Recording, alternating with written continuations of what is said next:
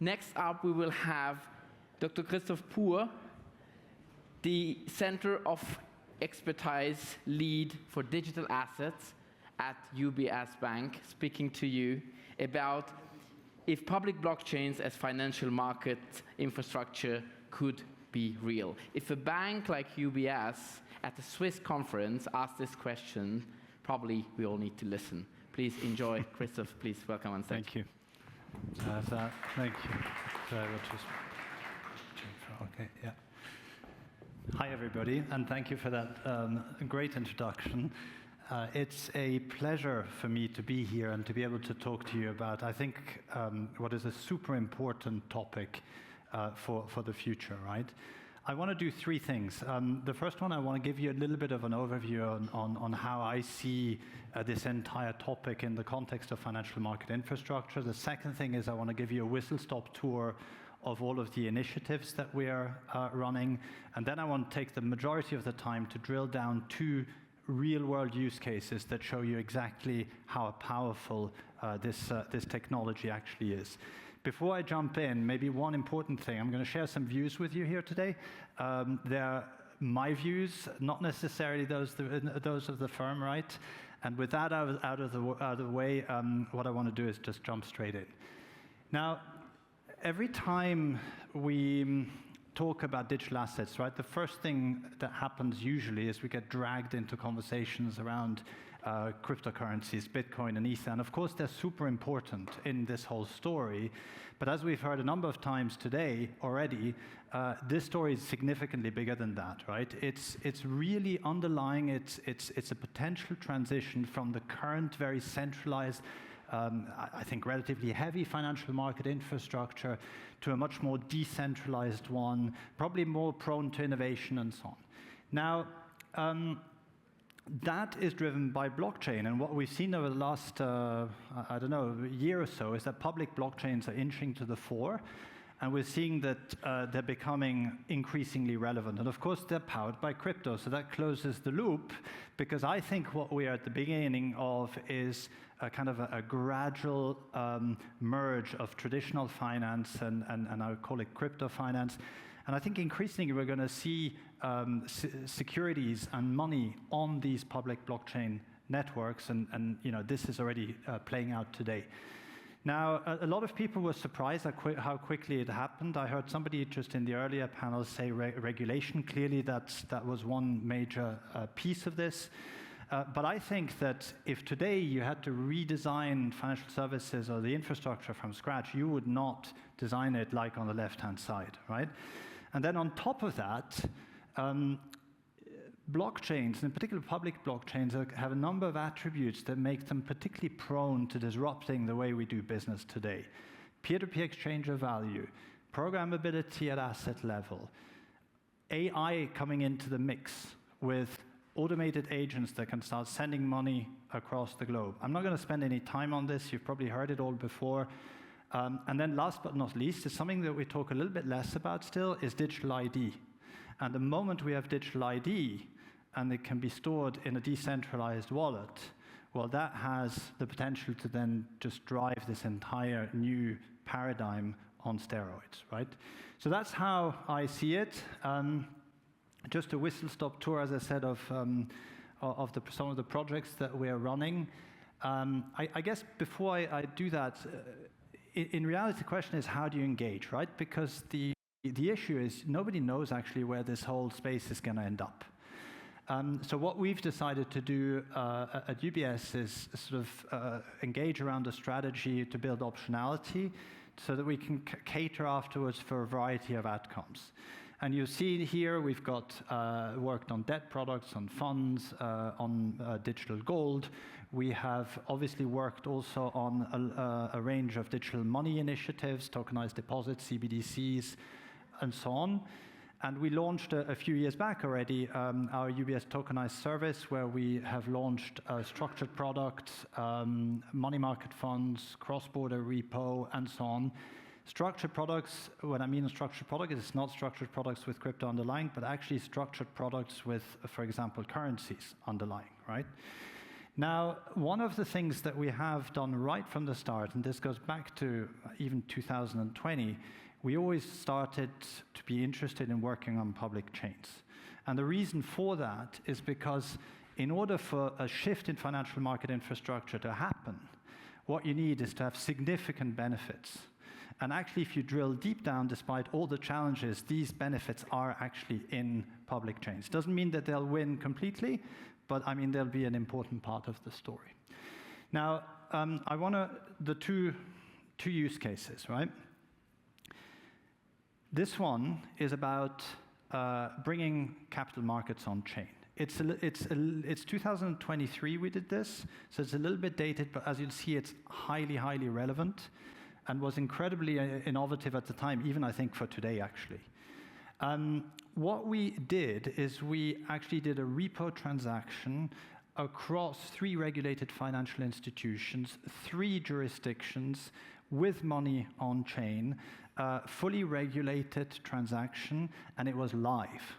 I am a strong believer in live transactions because they actually focus on the objective to get things done, and you learn an awful lot more. I get sometimes asked why we did this. We did it because it was hard to do. We actually didn't know whether we could pull this off, but we did know that if we did, we would have significant learnings that we could then transpose into some of the commercial work that we're doing. So that's the sort of, in a nutshell, the transaction, and please don't get scared when you see what's on this page. But actually, blockchain is one of these things. I heard plumbing before, right? Blockchain is one of these things, if you don't understand the plumbing and how it works, it's really, really challenging afterwards to actually innovate on that. So I want to walk you through some of the main steps and then some of the advantages. The first thing is we issued some assets. So UBS issued a bond, a UBS bond on public Ethereum. We issued a tokenized, deposit token. It was a claim against UBS on public Ethereum. SBI Digital Assets issued a stablecoin. It was one of the first stablecoins issued under the new financial law there. And what we then did is we opened the transaction, right? We did the repo, and these are the purple arrows. So what UBS did is we sold the bond to SBI Digital Assets, who repoed it immediately. We sold the bond to DBS, who repoed it immediately with SBI Digital Assets, and then who paid us in a stablecoin, right? Up until that point, fairly plain vanilla. The second piece, the green, the closed leg, was, I think, quite exciting, actually, because we requested the redemption of the bond. The bond then actually searched all the wallets that you can see on this page to identify who the holder was.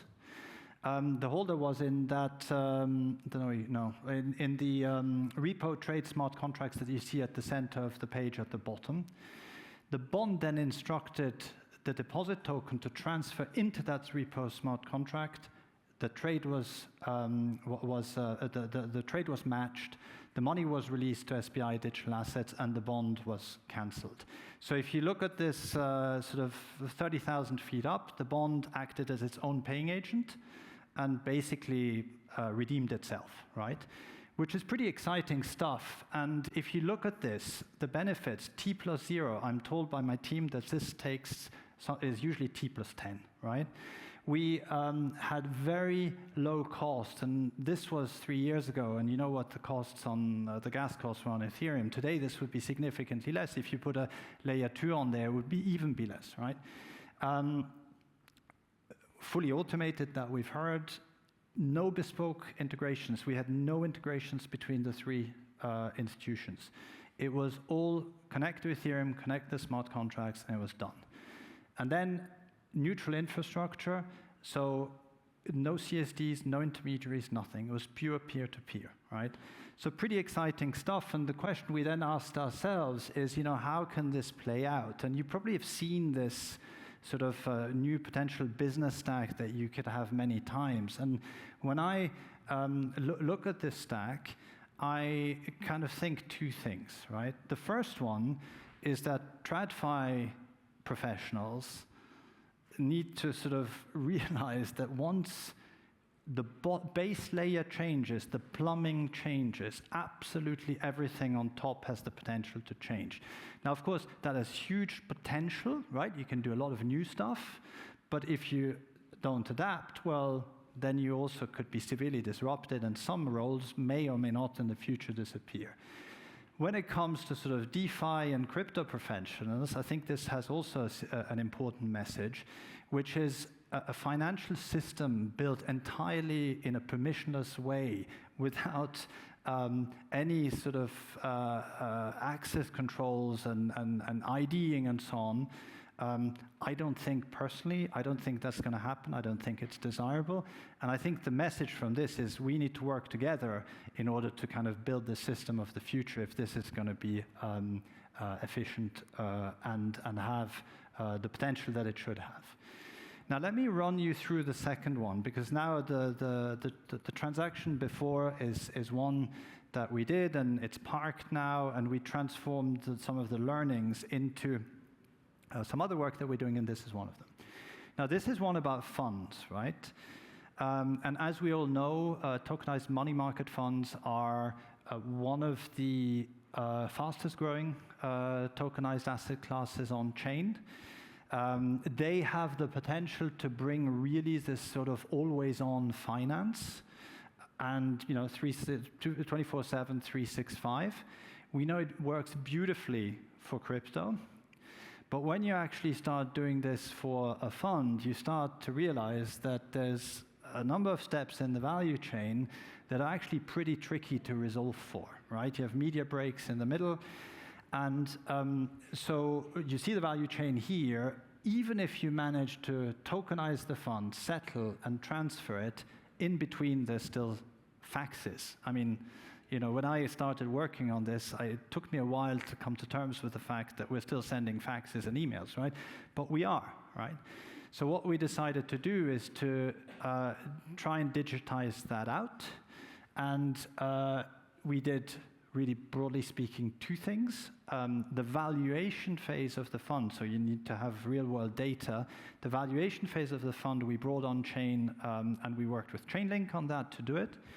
And then the order placement and the unitization, so calculating how many shares you need for a certain amount, that was then completely done or set up in a smart contract. It's our digital transfer agent protocol. And once we have that, so that piece, the middle piece is still in pilot phase, but once we can bring that really into production, then we have a fully end-to-end issuance and redemption system for funds, which is really, I think, fantastic. It needs a bit of work, but this is what we are working towards. Now, the question is scaling, right? And I always have been asking myself that for quite a while now, is how do you scale? And I put up on this page a list of stuff that needs to be resolved before public blockchains can really operate at scale for regulated financial services. The first one, and this was one of the biggest challenges that we have on all of this work, is digital money. The two examples that the second example I showed you really, we're still settling, or the money leg is still done via traditional rails, right? But is stablecoins, right? You need money and securities on the same chain, and at the moment, the only one that seems to work is stablecoins. But at the same time, central bank digital currencies, tokenized deposits could in the future become contenders, but it's just literally a question of design principles, right? So money, digital identity I've already mentioned. We permissioned the access to all of our work using whitelisting mechanisms. They work, but they're not as scalable as they could be. As soon as you have a digital identity token in a wallet, you can then have the actual asset that interacts with that token, and you could have kind of token-embedded processes, right? It's feasible. Standards and regulations, I won't sort of go into that because I think we've been through that. It's certainly a thing that we need to resolve. There's the topic of privacy. I don't think anybody wants to see their private financial affairs publicized on a public blockchain. So there's the question of zero-knowledge proofs that is coming to play in here, but that's something that needs to be resolved. Security, I think banks are incredibly good at that, but I think there's also the fact that this is new, right? And there's new risks that need to be managed. And it's going to take a little bit of time before everybody gets really comfortable with putting larger sums of assets on these chains. And then there's the question of interoperability. It is unlikely, I think, that one single chain is going to win. And as a result, by default, you're going to have bridges. Now, that sounds like a lot, and it is. But one thing I've learned in the last years that I've been in this space is that the industry is incredibly good at innovating, and they do it really fast.